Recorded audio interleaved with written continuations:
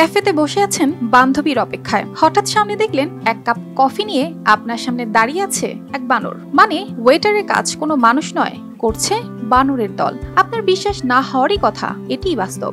জাপানের উৎসুনোমিয়া শহরের একটি ক্যাফে কায়াবুকি টাভার্ন, কিন্তু এটি আর 5টা সাধারণ ক্যাফে নয়। মজার বিষয় হলো এখানে খাবার পরিবেশন করে বানর। ক্যাফেতে অতিথিদের আনন্দ দেওয়ার পাশাপাশি টেবিলে খাবারও পরিবেশন করে একটি বানরের দল।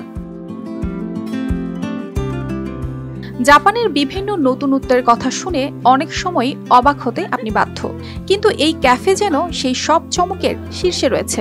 কায়াবুকি টাভার্নে যেই মুহূর্তে অতিথিরা একটু খোশ মেজাজে আসতে শুরু করেন, বানরের দল তখন হাজির হয়। মুখে মাস্ক, গায়ে জ্যাকেট, হাতে পানীয়র বোতল, সবকিছু ঠিকঠাক করে নেয় তারা। অতিথিদের সামনে দিয়ে বানরগুলো যখন একের পর এক টেবিলে খাবার বা পানীয় পরিবেশন করতে শুরু করে, পুরো ক্যাফেতে তখন এক অদ্ভুত উচ্ছ্বাসের ঢেউ বয়ে যায়।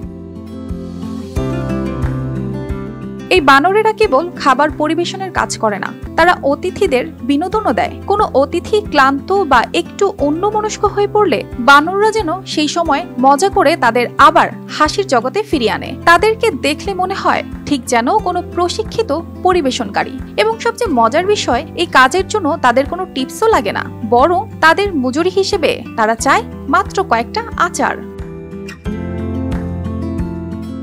উৎসুক অতিথিরা এই অভিজ্ঞতাকে একেবারে উপভোগ করেন এবং এই অভিনবত্ব কায়াবুকি টাভার্নকে করে তুলেছে পর্যটকদের অন্যতম আকর্ষণ। ক্যাফেটির মালিকের বক্তব্য, আন্তর্জাতিক সংবাদ মাধ্যমের নজরে আসার পর এই ক্যাফে এখন সারা বিশ্বের কাছে পরিচিত।